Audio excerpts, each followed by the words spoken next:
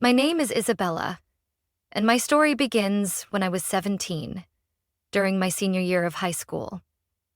I was not the daughter my parents envisioned. They had mapped out my life since I was little: excel in school, go to college, then get a stable office job. That was the dream they had woven for me, but it wasn't mine. I wasn't a straight-A student, but I wasn't lacking intelligence either. I had a creative mind and preferred working with my hands rather than sitting in class, listening to lectures that never interested me. I loved fixing things, crafting, and even decorating spaces. When I told my parents that I wanted to study interior design, my mother was nearly furious. She said it was a terrible choice, that it couldn't compare to a college degree. "What can you do with a job that doesn't require a degree?" my mother would say repeatedly whenever I brought it up. "Why can't you be like the other kids in the neighborhood? Go to college, get a stable job. That kind of work will only lead you to failure." My father felt the same. Even though he worked tirelessly at the factory, he believed that college was the only path to success. And I couldn't understand why he couldn't see that I wasn't happy doing what he wanted me to do. I couldn't keep living in a place where every step I took was controlled by someone else's desires. So in April, about 6 weeks before graduation, I decided to tell them that I'd been accepted into a short-term interior design course. It wasn't a university, but it was a path I truly wanted. I had earned a partial scholarship based on the projects I'd done. When I said this, my mother's face immediately changed. She cried, not out of concern, but out of disappointment. My father couldn't hold back his anger and immediately shouted, "Do you know what an opportunity is? You're throwing away everything we've done for you. Don't embarrass us." I tried to explain, but my words couldn't soothe them. The feeling of helplessness rose inside me, and I said words I never thought I'd utter. "I can't live my life according to your dreams. I'm old enough to decide for myself." Immediately, a tense silence fell over us. All three of us shouted, hurtful words flying back and forth, no one willing to back down. Finally, my father, his face full of rage, said, "If you don't want to do things our way, then leave. Don't ever come back." I stood there, feeling everything shatter. A part of me wanted to retreat, but another part was too exhausted from the control. I didn't want to live in their shadow anymore. I went upstairs, shoved the essentials into a bag, grabbed all the money I had saved, about $1,500, and headed downstairs. My mother looked at me, tears in her eyes, and said, "You'll come back, right? You'll be back in a month, begging us to take you in." She smirked, as if I'd already lost the battle before it began. My father stood by the door, saying nothing, just glaring at me before slamming the door shut as I walked out. I stood there, in the front yard of the house I grew up in, staring at the place that no longer felt like home, not knowing where to go next. The rain started to pour, like a sign of what was to come. I felt like a character in some depressing movie, but at that moment, I only knew one thing. I wasn't going back. After all, I had made my decision. After leaving the house, I felt like I was standing in the middle of a long road, not knowing where to go. On the outside, I tried to appear strong, but inside the loneliness started to creep in. For the first time in my life, I felt the reality of losing everything. No parents, no home, no safety net. I remembered the arguments over dinner before I decided to leave. My parents had mapped out my life since I was little. They wanted me to go to college, get a stable office job, marry a nice man, and live according to the perfect plan they had laid out. They thought that as long as I followed their wishes, I would succeed and be happy. But I wasn't happy. It was a nightmare for me. I loved working with my hands, building things, fixing things, creating things. I wanted to be a skilled tradesperson, not a girl in a blazer sitting at a desk, listening to lectures that never interested me. But they couldn't understand. Every time I mentioned my dream, My mother would look at me with disappointment, as if I'd just told her I wanted to drop out and become a garbage collector. "You'll regret it, Isabella," my mother would always say. "We can't live our whole lives in a dead-end job. Think about it. Our whole family has worked so hard to give you this opportunity. You can't ruin everything just because of some passing interest." My father didn't say much, but his eyes were always filled with disapproval, as if he were disappointed that I wasn't the daughter he wanted. Every time I talked about trade school, he'd sigh and shake his head. "Is that really what you want to be, Isabella? A regular worker? How do you think people will see you?" I used to feel guilty for not meeting their expectations, but the more I thought about it, the more I realized that I couldn't keep living like this. Once again, I decided to choose my own path. I told them I wanted to study interior design and that I'd been accepted into the program with a scholarship. And that's when everything changed. My mother started crying, not because she was worried about me, but because she felt let down. She couldn't understand why I would choose a path without guarantees. My father, after hearing my decision, slammed his fist on the table, making me jump. "You're ruining your life, Isabella. Do you understand that? We can't accept you becoming some low-level worker. You're making everything harder, not just for yourself, but for the entire family." Those words felt like a slap to my face. I tried to explain that I wanted to do what I was passionate about, but every word I said only seemed to make them angrier. Finally, my father said the one thing that made it impossible for me to stay. "If you're not going to listen, you can leave right now." That was the moment I decided. I went up to my room, grabbed the bag of clothes I had packed long ago, stuffed a few belongings into it, and walked out without saying another word. My mother called after me, saying I'd come back and apologize in a month, but I didn't look back. I never wanted to see their disappointed faces again. I was old enough to make my own decisions, but things weren't as easy as I thought. In the first days after leaving home, I only had a place to stay because of my friend Corey. Corey helped me in those initial days, but I couldn't stay there forever. I had to fend for myself, find a job, and try to survive. I had to face countless challenges, from finding a place to stay to making enough money to get by. Every day felt like a battle, but I never wanted to prove them right. I couldn't let my mother's and father's words become the truth. They thought I'd come crawling back, but I didn't. Those first few months were the hardest of my life. I didn't know where I was going, but I knew one thing. I wasn't going back. As I stepped outside, it felt like a part of my life had shattered. Standing in the rain, clutching the small bag of belongings I had hastily thrown together, I couldn't stop thinking about what had just happened. My mother said I'd be back in a month, but I knew I wouldn't. I couldn't keep living under their control and expectations. I was too exhausted, and I knew I deserved a life of my own, not one dictated by dreams that weren't mine. At that moment, I had nothing except the $1,200 I had saved from part-time jobs. It wasn't much, but at least it would keep me afloat for a couple of weeks. I didn't know where I was going, but I couldn't just stand there. I called Corey, the only friend I could rely on, and thankfully, Corey let me stay for a few days. Even though it was just temporary, at least I had somewhere to escape the chaos inside me. During those first days at Corey's place, I couldn't shake the feeling of being an outsider, a burden in my friend's home. But Corey never judged me. He kept saying I'd figure things out as long as I stayed determined. He helped me apply for emergency assistance because, technically, I was still a minor, without family support, so I was eligible. Still, living on my own wasn't easy. I'd started working 2 jobs to make ends meet. One at a hardware store in the afternoons, and another washing dishes at a diner on weekends. The long days wore me out, both physically and mentally. Every night when I returned to the tiny rented room, I felt like I was living a life that no one understood. Many times I wanted to give up and go back home, to apologize and pretend to be the daughter they wanted.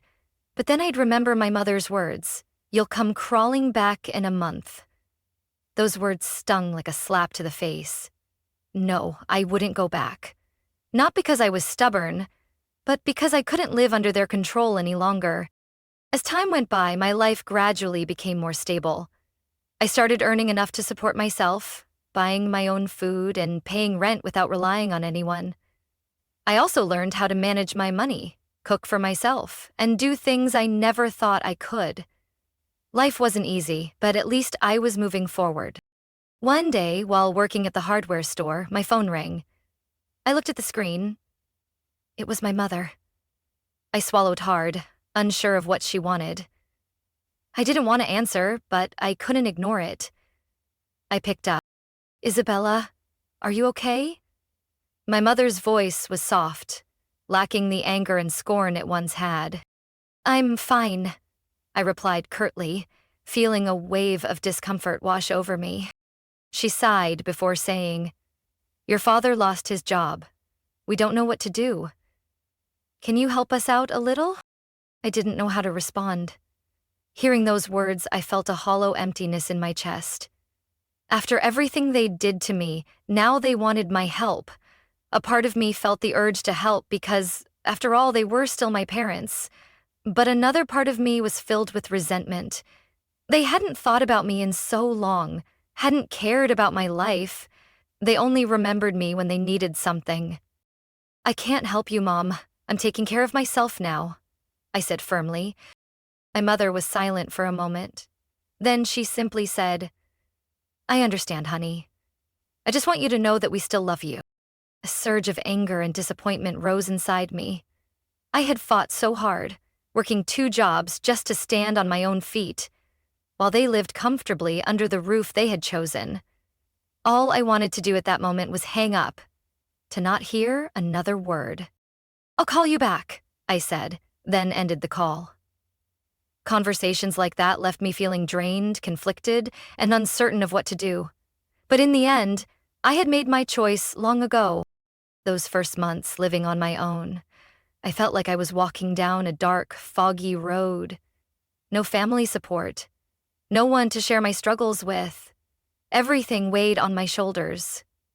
Each morning, I woke up exhausted, but I couldn't stop.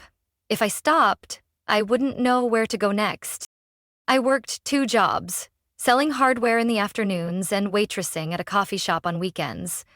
At first, the job at the hardware store was manageable, but once I added the cafe shifts, my life became a series of long, tiring days.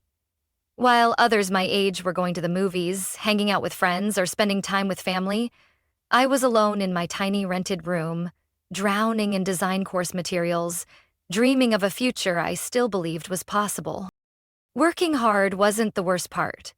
The worst part was the loneliness, the absence of conversations with family. Sometimes, when I saw pictures of my friends' families, I felt an indescribable emptiness. I missed the family dinners, the meaningless arguments, my mother's constant scolding, and my father's disappointed looks. But now, all I had was myself. Every time I called my mother, I could hear her voice quiver, as if she wanted me to come back. But I couldn't.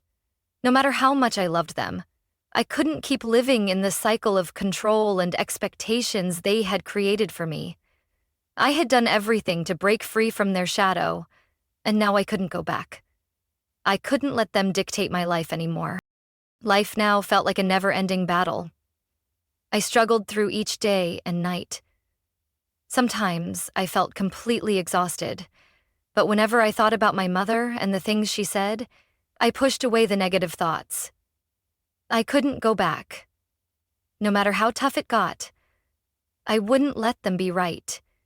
I would prove to them that I could live well without their help. Sometimes, I questioned if I was doing the right thing. But then I remembered how freeing it felt to walk out that door. I couldn't keep living under their control, pretending to be the daughter they wanted me to be.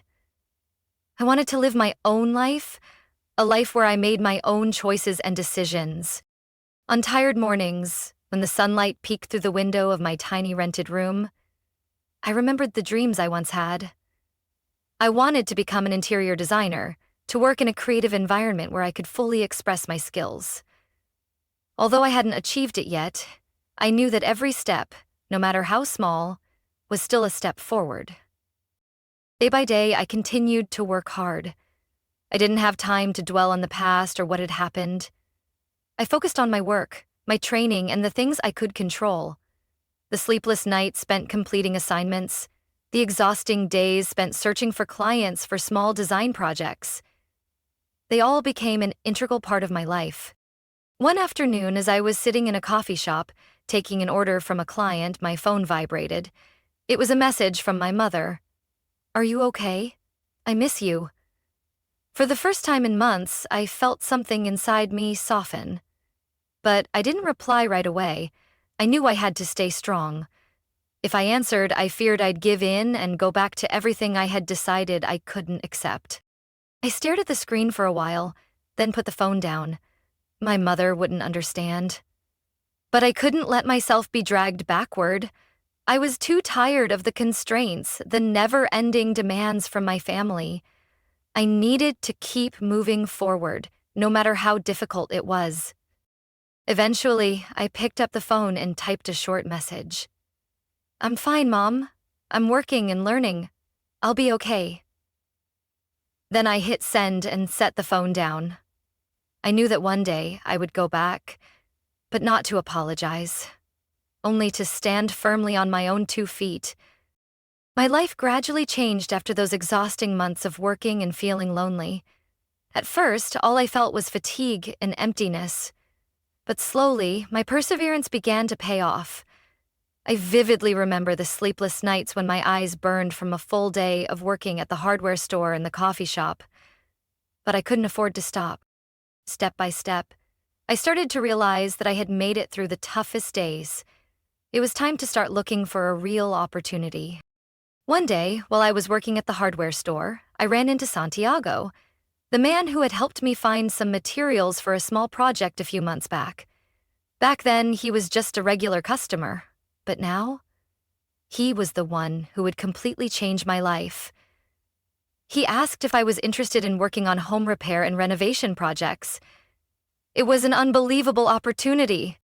Santiago was a skilled tradesman who had been in the construction and repair business for years. He wasn't just a great mentor, but also a friend who was always willing to share his knowledge and experience. He recognized my potential in design and decor and gave me the chance to work on more substantial projects. The work not only paid better, but also allowed me to learn and grow in the field I was passionate about. The first few days working with Santiago were a major turning point for me. I didn't just learn new skills, I got to practice them on real projects. Gradually, I became more confident in my work. I was no longer the confused, frightened young woman facing every challenge with uncertainty. Clients started complimenting me on my work, and for the first time, I felt valued, something I hadn't felt in years. Under Santiago's guidance, I didn't just improve my design skills, I also learned how to manage projects and communicate with clients. Slowly but surely, I began to get my own design contracts and life started to stabilize. I no longer had to worry about taking temporary jobs just to make ends meet. Instead, I felt confident in the path I had chosen, without needing my family or anyone else to support me. A year later, after completing my training program and receiving my certification, my life was completely different. I had a steady job, a small but cozy apartment, and I no longer felt lonely. The new friends I had met through work became like family. They weren't just colleagues. They were the people who had been there for me during the hardest times. I will never forget the moment I looked around my apartment for the first time. A space I had furnished and decorated entirely with the money I earned doing the work I loved. It was a feeling that words couldn't describe. I had built this life on my own, without my parents' help, without living under their expectations or pressure. I felt free, in control, and ready to decide my own future. Then, one day, as I was working at home, my phone rang again. It was my mother. This time, I wasn't sure what to expect. After a few seconds of hesitation, I decided to pick up. Isabella, are you okay? My mother's voice was softer than it had been in the past. I wasn't sure how to respond, but I decided to answer with confidence without any hint of weakness. I'm fine, Mom. I'm working and doing well. My mother was silent for a moment, then continued, her voice slightly hesitant. We just want to know what you're doing and if there's anything we can do to help. I could sense a change in her tone. No more scolding, no more disappointment. But I also knew they still couldn't fully understand my choices. I told my mother that I had found the work I loved and no longer needed their help. It was time for me to keep moving forward on my own. After hanging up, I sat there, reflecting on the call. Maybe my parents still didn't truly understand me, but it no longer mattered. What mattered was that I had found my passion, my work, and the life I had always wanted. I no longer felt afraid when thinking about the future, because I knew I could build everything on my own. And I also realized that even if they never fully understood, I didn't need to prove anything to them. I was building my own life, and that was the most important thing. One morning, as I was preparing breakfast in my apartment, my phone suddenly rang. It was my mother. My heart tightened. After all this time, she still hadn't genuinely asked how I was doing. She only reached out when she needed something. I stared at the phone for a moment, then decided to pick up. How are you, Isabella? My mother's voice was soft but distant, as if nothing had happened between us. I'm fine, I replied curtly, trying to keep my voice calm. There was a brief silence before she continued. You know, your father still doesn't have a job, and we're struggling. Can you help us a little? A bitter feeling rose in my chest. After all these years, they had never really checked on me, never truly cared about my life. And now, when they needed money, they called with a sorrowful tone, as if everything had changed. I knew they only needed me to solve a temporary problem, and then they'd go back to living in their own bubble. I didn't respond right away. I remained silent for a moment. Then, trying to stay patient, I said, I'm doing okay, but I can't help you financially. I'm taking care of myself now. My mother didn't give up. She continued, her voice sounding a bit flustered. I understand, honey, but you know, we're family. Family is supposed to help each other. I just want you to do your duty.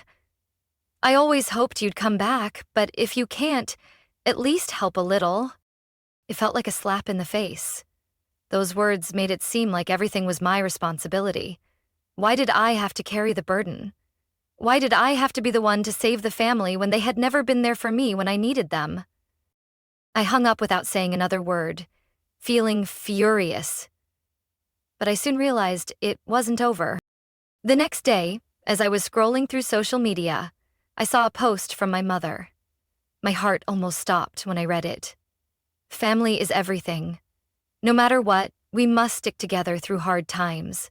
My daughter Isabella has become independent, but the family still needs her. We miss her so much, and hope she understands and helps us during this difficult time. Reading those words felt like being cornered, forced to respond. The way my mother used social media to apply pressure on me made me feel exploited. She knew I was following her, knew I'd see the post, and she hoped I'd feel guilty enough to come back and help. Those words weren't genuine concern. They were just a way to make me feel obligated to return, bringing with me the compassion I once had for my family. But I was too tired of these games. I couldn't let myself be pulled back into such manipulation. The next day, my mother called again. I didn't pick up. Instead, I typed a brief message. Mom, I know you need help, but I can't come back. I can't keep living the life you chose for me. I'm independent now, and I need to keep moving forward. After hitting send, I felt an unexpected sense of relief. I no longer felt the pressure to live up to anyone else's expectations. But soon, the calls started coming in from my siblings and other family members. They all asked about my mother's post, trying to convince me to help. One day, I received a text from my brother saying that Mom had cried because of her post and begged me to come back. But I wasn't swayed. I had come too far to start over, and I couldn't go back. I had built my life from nothing, and I couldn't let the guilt and old expectations pull me back. I decided not to respond anymore. My life was no longer tied to what they wanted me to be. I had built an independent life, and I would continue down the path I had chosen. A month after deciding not to return, my life had begun to stabilize. I had landed a good job at a major interior design firm, and gradually, I could support myself without worrying about money. I had my own apartment, good friends, and a job I truly loved. Finally, I felt like I was on the path I wanted, a path that wasn't shaped by anyone else's expectation. But then, one day, my mother called again. This time, her tone was different. There was no blame or request for financial help, just a somber, concerned voice. "Isabella, we need to talk," she said, her voice slightly choked. "Your father and we've thought a lot about what happened. We know we were wrong in how we treated you. We don't want you to feel pushed away from the family anymore. Can you meet with us just once?" I didn't respond immediately. My emotions were all over the place. After all these years, they had finally acknowledged their mistakes. But could I forgive them and open up to them again? After all this time, I had learned how to stand on my own, and now, I didn't want anyone coming back to control my life. I took a deep breath and replied, "Okay, Mom, but only if you and Dad agree to one condition. I won't help if you don't respect my boundaries. I can't go back to living like we did before." There was a brief silence before my mother said, "We will respect that, Isabella. We're willing to change." The meeting took place the following weekend.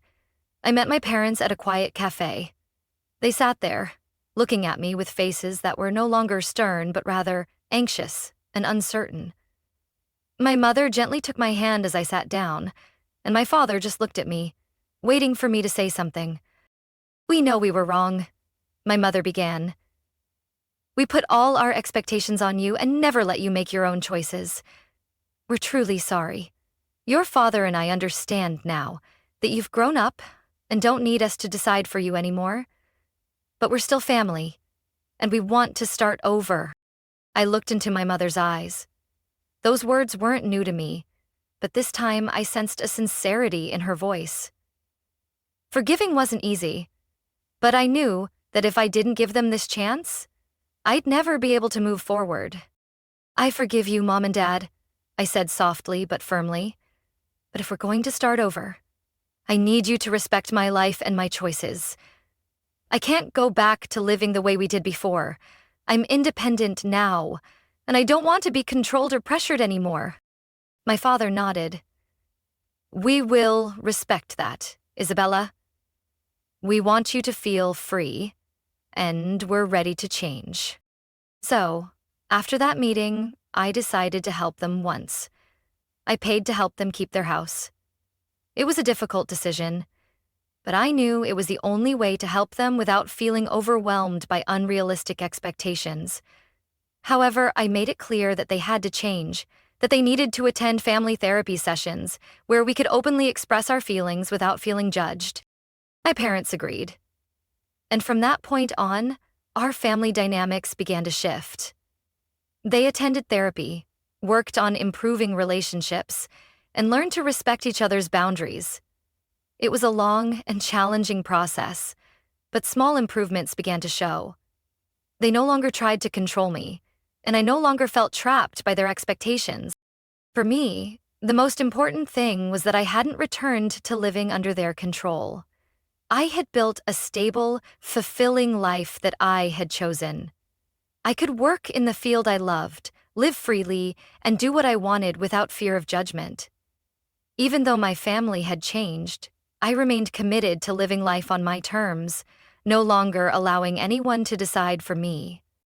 Our relationship couldn't go back to how it was, but at least I had managed to build a life I was proud of.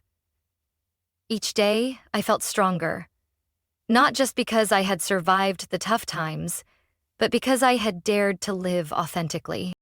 Now, I have built a stable, independent, and fulfilling life. While my relationship with my family has seen some improvements, I still maintain the boundaries I set. I've learned how to stand on my own 2 feet and not let anyone, even my family, dictate my life. Through this journey, I've realized that perseverance and living true to oneself are the keys to building a meaningful and free life. What do you think of Isabella's journey? What would you do if you were in her situation? Share your thoughts in the comments below. Don't forget to follow the channel to hear more stories about family life and positive changes.